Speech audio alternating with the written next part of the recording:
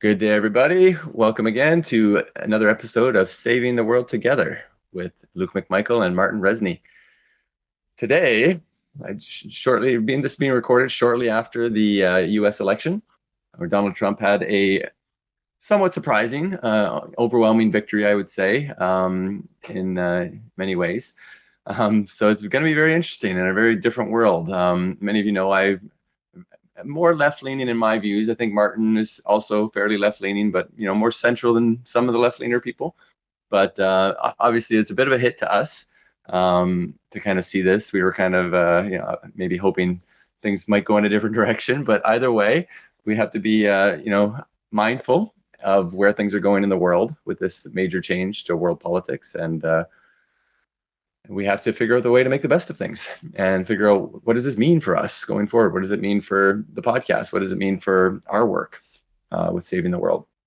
And at the end of the day, it's really about just kind of coming together, looking on the bright side of everything, figuring out the silver lining and all of these things as they come. So so glad you joined us today to talk about this. We'll be fairly brief, just kind of getting our ideas out there. Please, any comments at all? Anyone who'd like to be involved in any of this work, leave a comment or join us on the website, savingtheworldtogether.org.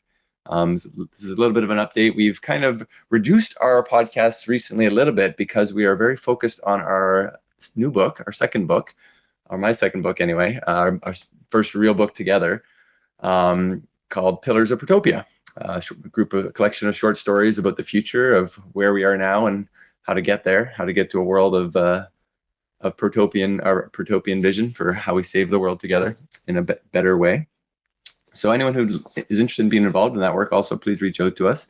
But that's taken a lot of our focus, so we haven't had as much time to post regularly. However, we still really enjoy the chance to reach out to you all and let you know what we're thinking. Thanks so much for joining us, and let's jump right into the topic of the day. Martin, what do you think? What's the major change here? How do you feel? Well, the difficulty of explaining how I feel about this is that I technically am a political scientist by training, so I sort of can't separate the neutral, objective analysis from what I personally would have liked to happen, because usually I'm prepared ahead of time for all of the reasonably predictable outcomes. Even, of course, I can't say necessarily which outcome is going to come to pass with certainty. So first thing I would say, definitely the inability to predict the outcome seems to be the problem of all of the pollsters who, like in all the polls, this time try to hedge it. And somehow that also got it wrong, because they kept saying it's super close, 50-50. And it was actually pretty strong victory for Donald Trump. So that part of it seems to be inherently unpredictable for some reason. And the one interesting thing, my son is also very big into political science, and he was so sure, even on the last night when it was like all the betting sites were like 99% Donald Trump's going to win. It was like 10-1 odds. You could bet $100 on Kamala that day anytime and make like 1,000. And he was like, we've got to bet on Kamala. She's definitely got a chance. It's like 50-50 still. This is great odds. So it was kind of funny that both my sons ended up losing a decent amount of money betting on Kamala on the day of, because they thought something was wrong with all the betting sites, all those Trump people. I'm like, well, you know what? Bet sites don't usually lie. They're usually fairly smart about their odds. But sure, but like the trick is, it really might be unpredictable. Like the polling might actually not be a good method, and the betting thing, the methodologies there are a bit like let's say diverse for how they are arriving at, and then sometimes always somebody, if it's like 50-50 in the outcomes, like if it could either be one or the other thing, then like always like somebody is gonna get it right and somebody's gonna get it wrong. So it's like you would have to analyze like a whole bunch. Oh, that's a sort of boring, dry, sciencey stuff. It's not the most important aspect. Let's jump in deeper to some of the more personal things. So, what does this mean for us going forward? We can kind of argue why it happened till we're blue in the face, obviously, and maybe what to fix next time, as far as getting out the message or the vote, perhaps in some ways, or kind of uniting, in some ways for the good of the world, for the good of democracy. And we can definitely hope that all the negative stuff that was said about Trump, doesn't come to pass, and that for the most part, the positive stuff does. and that he's able to kind of be reasonable, listen to his advisors for the most part, and avoid causing any major disruption in the world order, I guess. Or let's just say Sure. major negative disruption, because I'm all up for major to positive change as well. But we'll see where Sure. things go. I think the issue might be like what it means, and that's sort of both answering why he probably won and what it means that he's in the office. Is that I've watched a whole bunch of analyses, and I think the core of the like most likely answer is that people don't particularly like the world order, and so there's probably like there's a certain you could arguably say there is some sort of portion of the electorate in the United States who are voting for Trump who are actually kind of racist or very racist. Of course, the very racist people are in a strong minority, so that's not really that like, oh, everybody's racist. That would be a bad analysis. The correct analysis, I think, would be that like just many people would like to see somebody just change the system somehow because it's not working out. And if their choice is between somebody who's probably not going to change absolutely anything and a Molotov cocktail, then they're probably going to choose the Molotov cocktail. Or another sort of way how I'd like to phrase what the election was about is well, America got a choice between the Two-Face and the Joker, and they chose the Joker in the elections. So, but like Two-Face before the whole thing happened to him, kind of thing. And so the problem with that is that it's inherently unpredictable, and even people making this choice for the non-racist reasons probably know that they can't predict what he's going to do. So it wasn't that like it wasn't about the stated policies. They don't believe. I don't think most people who voted for Donald Trump believe that he's actually going to do exactly what he said. But also, I think many of them might believe that even if he wanted to do something, it won't necessarily result in what he wanted, because there's the element of chaos and the actually inherent lack of sort of competence or just rational way of doing things sometimes with him. So it's for chaos. Like we've talked a little bit before starting this podcast. We've watched the Chaos Show. So I guess some people just would like for the chaos to reign a little bit when things are not working out, which obviously is not great long-term strategy and is bound to have negative consequences, even if somehow Trump meant well 100%, which he probably doesn't. So it's more about, I think, now weathering the chaotic period, but also I think what's important for us, giving people something good, positive, constructive, helpful to do, something to root for actually with the global world order, which unfortunately the Democratic Party seems to be unable to do in the United States and America. If I had to say one major silver lining with all this potentially is the fact that he has kind of almost ultimate power, most likely with the House and the Senate and the judicial pretty much all going his way right now. He's got 4 years of almost ultimate power, emperor of the world, if you want to call it that, to some extent.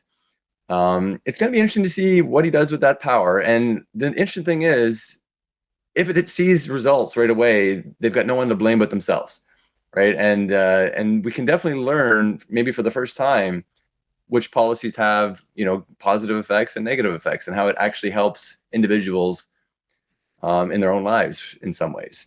So it's a good time to learn. Like, you can't really blame the other side anymore. And the Democrats, this is their chance to kind of sit and watch. Okay, they've got power. Let's see what they do, and maybe it'll work, and maybe we can learn from this to some extent. Maybe parts of it will work. Sure, So like there are like ways how this can still turn out for the better. Ultimately, I sort of have some friends of mine sort of joking. It's like, well, ever since the miraculously failed assassination attempt, maybe there is some sort of like a higher plan, like that to hold this like sequence of events kind of thing. And because I think it's a lot of complications with people. Like, I think people sometimes they can't be intelligent about politics. They just get somehow personally invested through, they have to make ends meet and whatever, and somebody's annoying them because they created a situation which is bad for them and stuff, and so they can't think straight. And if you just like try to think straight a little bit, then you realize that like it's not simple. It's not that like if you elect somebody who says the right things that they're going to be the good leader. It's not automatic that if somebody is actually a bad person who's very self-interested, it's not automatic that everything they're going to do is actually going to be worse than what it's. I think it's basic. Sort of, I think first in history was Machiavelli sort of explaining that like, and I sort of my favorite explanation of that is actually in Game of Thrones with the Starks, particularly the Sean Bean's Chief Stark person, is that like, yeah, you have this sort of honorable good person. It's like, does that mean that they would be like a good ruler? Like, there is some argument, I think, to be made that on balance, you'd probably want the people in charge to have integrity and some positive attributes, statistically, let's say. But, you know, that's the way how statistics works, is that, like, yeah, sometimes a different thing than the normal thing happens, and you can't necessarily, you would have to have 15 Earths with the same timeline from the same moment and just compare, like, if you did things differently, how it would happen. So I think in this case, it's very unconstructive to sort of try to extremely simplify it. Like everybody who voted for Trump is like must be like kind of stupid, evil person and can't possibly have like any good reason. While at the same time, because it's the nuance, at the same time, it is true that he's kind of like a really bad person. It's not that he isn't a bad person. I think something like somebody who's defending him these days usually goes for, again, the simplification to the extreme of like he won, therefore it means he's a good person and everything he's gonna want to do is going to be great and it's going to work out because I like it. Like this sort of like complete illogic, because so I'm always on the lookout for people who actually have like a sane, nuanced position, like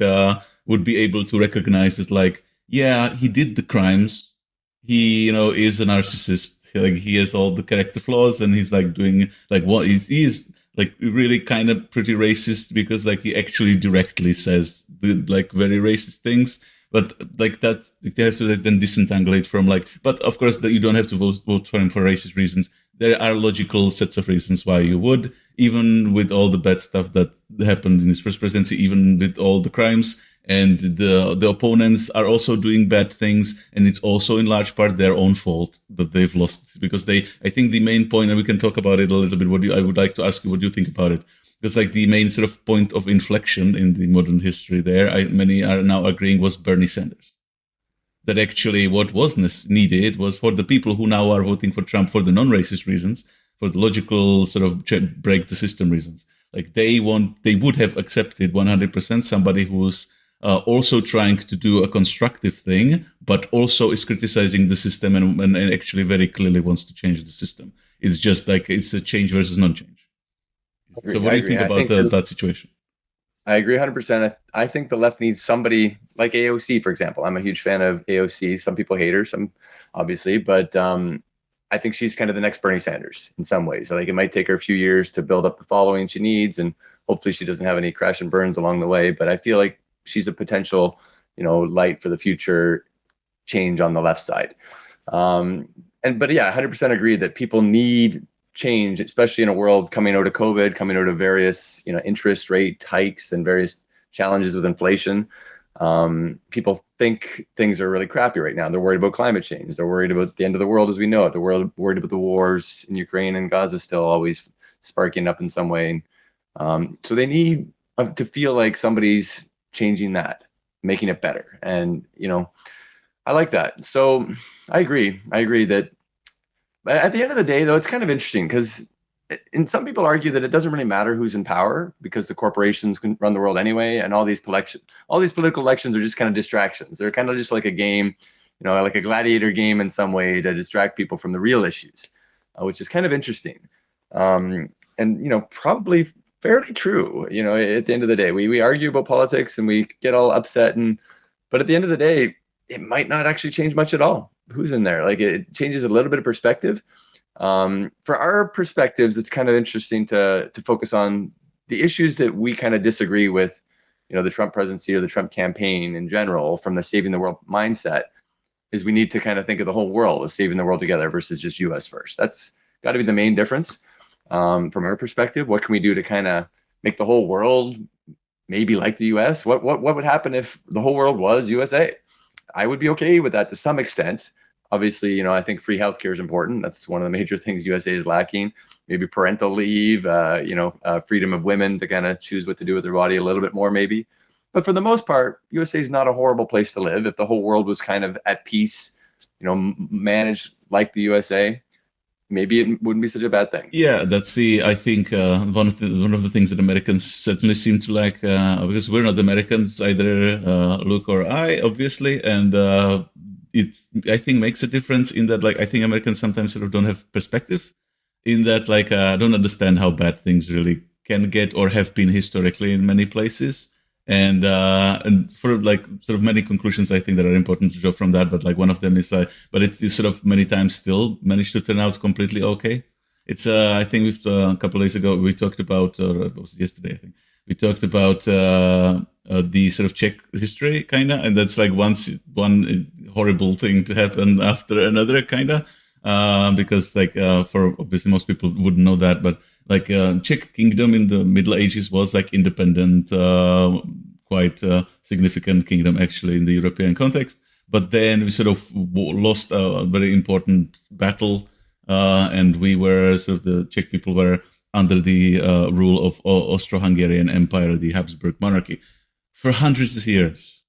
And the monarchy was like oppressing the Czechs politically, and was trying to basically stop Czech culture as a whole, like to prevent Czech people from being able to even use Czech language, let alone give the Czech people any sort of political power. It was a monarchy to begin with, but also like it's not just the most democratic of arrangements. But then it was like second-class citizen in a monarchy, so it really wasn't great.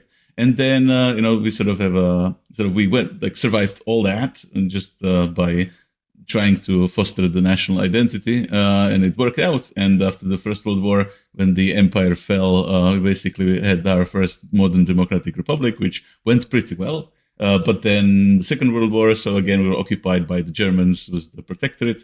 But we went through that. And then it was the whole communist coup and sort of the influence of Russia for another 50 years. And we went through that, and now we had the next modern democratic republic where we just are Czechs and are doing whatever we want. And now, again, lately, we've also elected some like fairly unsavory characters. But again, we're still here. It's still, Czech people are Czech people and still basically functioning. So the thing is, like, you have these downturns in history, which is normal. This actually wasn't normal for what was happening in the United States, that you could be like a dominant world hegemon that's like everything's basically fine for 50 years. It's actually very unnormal. It's great. It's really like it's actually on balance. Again, things are really pretty great, like the whole history wise. And so it's like a minor downturn in like at a very good point in the history overall. So one thing I would say, like however bad it looks, like on balance, it's still a very survivable, very solvable bump in like the road toward a functioning society. I mean, the absolute worst that can happen is he ticks people off enough to the point of causing some kind of civil war or World War III. And we hope that won't happen. I think the odds of that happening are very low. I hope they're very low, and that everyone will be reasonable about how they kind of manage his things. I mean, I think the major thing he'll do, he'll definitely have tariffs. He'll definitely make it a little more expensive for the rest of the world to function or deal with the states, which might lead us towards kind of making some kind of more trade deals with each other to some extent. The US might be a little more isolationist at some point. They might pull back from some of the world domination military-wise, perhaps. They might just kind of become a little more isolationist, which, again, isn't necessarily a bad thing if they do it safely without provoking too many people in any major ways. But, obviously the war in Ukraine and the war in Gaza, if they pull out of that entirely or do something weird, it could lead towards other escalations, perhaps, or other kinds of issues. So that being said, I think it's not bad. I think we can make the best of it. And I do think that the work of saving the world together can move forward just as strong, even in an isolationist US, Trump-led US, in the way that we want to keep pushing for worldwide UBI, open borders at some point, where people are free to go to the countries that are good to live in, and that they're free to go to places where they can work and live great lives. These are just great concepts that hopefully we can push towards, even as they close their borders and close their kind of mindsets, that we can somehow find some people within the U.S. open-minded to these kinds of worldwide benefits. Yeah, I have like a couple of, I think, important reactions to that. Must be careful not to forget them. Because one of them is, I think, Vlad Vexler, which is my sort of favorite political philosopher right now on the internet. He basically explained that, like, very sort of, again, realistically, in the United States, okay, so now after this, like, so America is now a bit more like Hungary, less democratic, but still modern sort of democracy regime. And so he would say that, like, yeah, people in like Hungary, they don't feel like they're in hell on earth. It's like the worst place to live. It's like extremely terrible. It's like it's not, optimal or ideal for any sort of center left leaning people. But it's just like the difference even between that and fascism is great. In like the current Hungary with Viktor Orban and the actually fascist Hungary historically, because his sort of test for like the question, is Trump a fascist? I really like he has this sort of very clear demarcation, because fascism is very slippery. It's difficult to define in political science, actually. But he has a very specific one, and it's like, okay, somebody a fascist?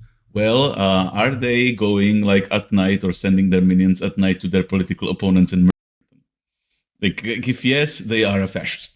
That's the demarcation line. If they're not doing that, like you could say they're authoritarian or something, but that's a spectrum. So you could say like Viktor Orban isn't doing that, so he isn't actually a fascist. He's just an authoritarian. Trump also has this like big talk about these sort of fascisty things sometimes, but in practice, actually an authoritarian at most, if you had this sort of realistic objective scale that just nobody wants to be objective about. But then you have like Lukashenko in Belarus, who actually would remove their opponents, or Putin, and they are basically beyond that line because they have eliminated their opponents. So as long as you live in a country where the politicians are not eliminating each other with violence, then you're living in like one of the, like, I don't know how you would specifically quantify it, but like one of the few top best % of places in the history of the whole world, which is very unusual on the whole. So that's just one thing.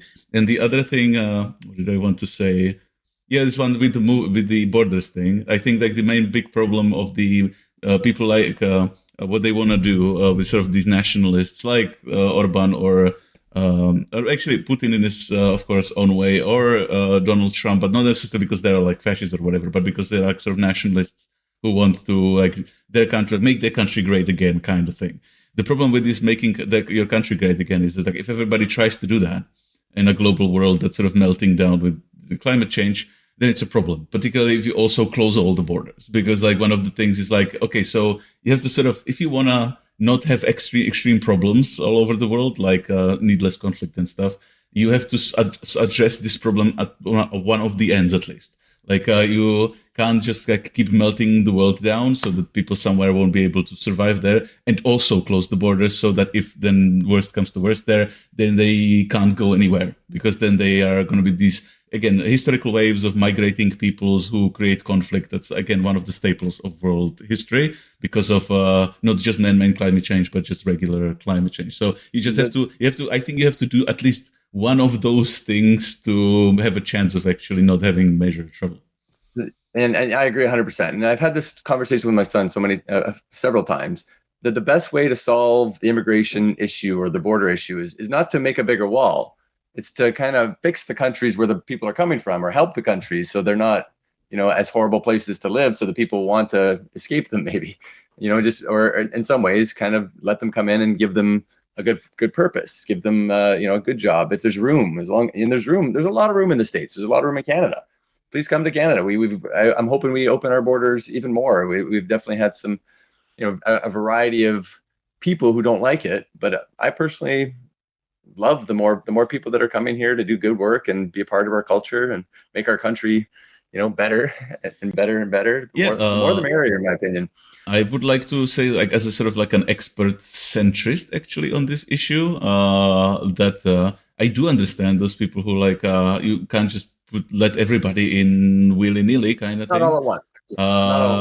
So, but the thing is, like, sort of my issue is because I sort of do understand sort of the geopolitical strategic concerns of like the more war hawky people as well because of my education. So it's not like that they're just evil people. Like there's a lot of like reasoning and rationale and logic and strategic calculations and stuff for the people who are actually neutral and have apolitical reasons for protecting the borders. So it's not like it's a non-issue.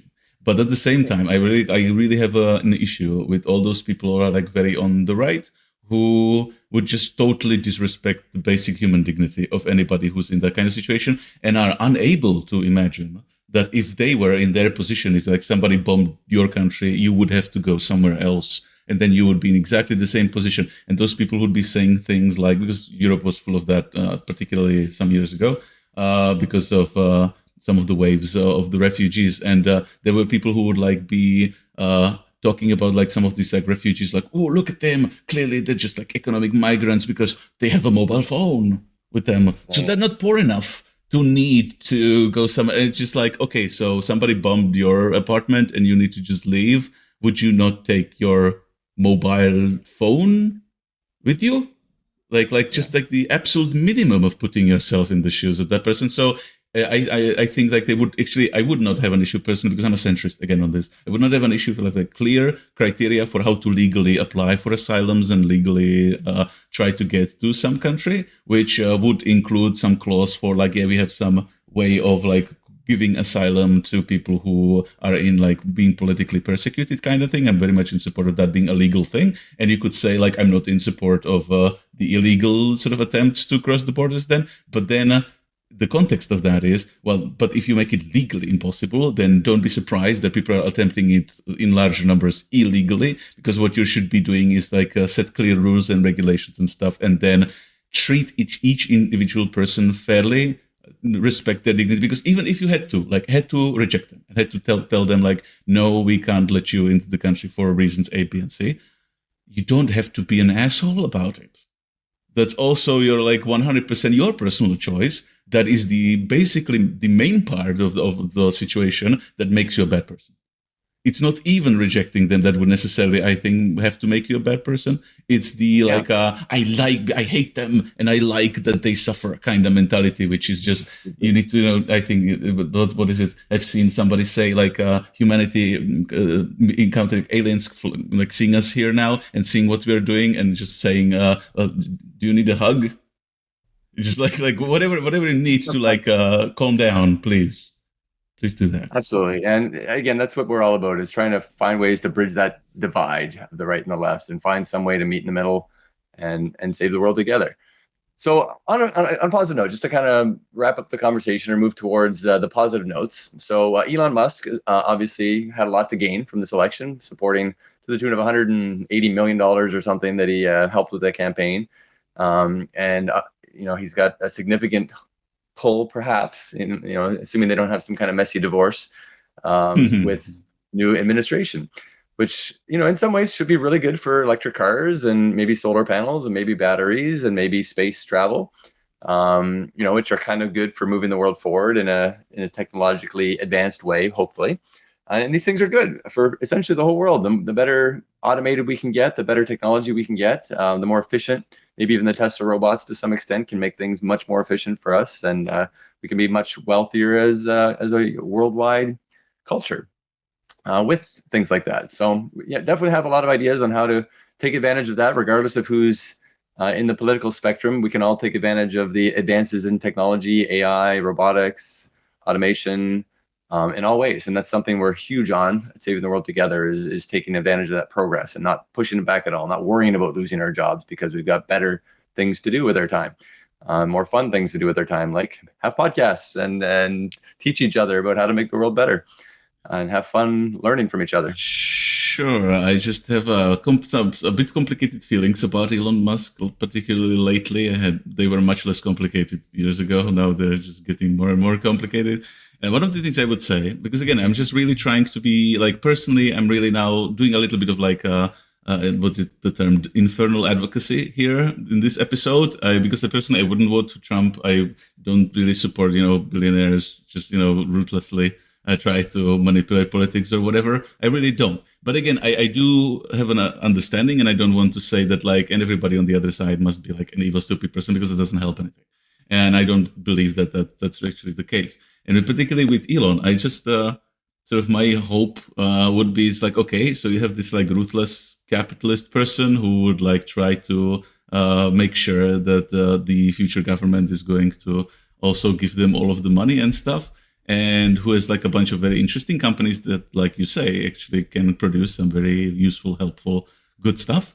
And that's why Elon was generally well liked at the beginning, because everybody likes, oh, let's make space travel easier and let's make the electric cars. And like, and nobody hated that. Like basically everybody, even it's sort of interesting, even the right wing people like Teslas and like SpaceX. Like he was really bipartisan in the appeal before. And the thing is, so okay, so if you have this sort of ability to sort of ruthlessly get all the money, like could you please be more like genuinely interested in like being an Iron Man? Like rather than Lex Luthor, like could you please like leave the Lex Luthor stuff to, I don't know, Jeff Bezos, and just really lean more into the Iron Man thing? Because if then you want to like be the sort of this ruthless person who like as a capitalist like wins all the money, then like could you please do something interesting with it? Could you not just be doing it obviously to just have more of the money? Like could you be just like then try to actually be an interesting billionaire? Like either like comic book or James Bond character. If we have to have that, then like why not at least like one of them be like the sort of the interesting, actually trying to help while breaking all the rules type. He definitely started that way, and I'm hoping he can find his way back there. You know, his whole Saturday Night Live skit was interesting to me and kind of funny to watch.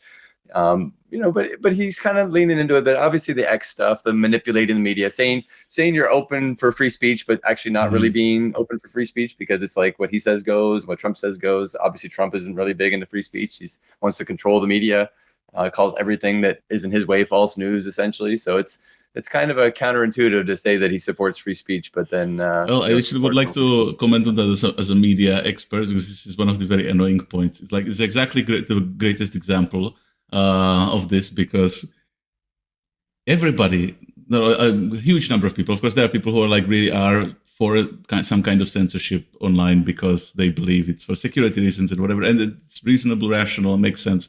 But those people also think that because just they have a reasonable position, it's the only good position that exists, which is also not true. There is a legitimate case to be made also for freedom of speech, and then let's try to have these things take their natural course or whatever. And if he did what he said he's doing, if he's like, okay, let's, put a wrecking ball to this thing. I don't like the censorship on the internet, so let's buy this platform and stop the censorship and really do the free speech thing, then it would be, some people would hate it, but it would be completely legitimate thing to do philosophically.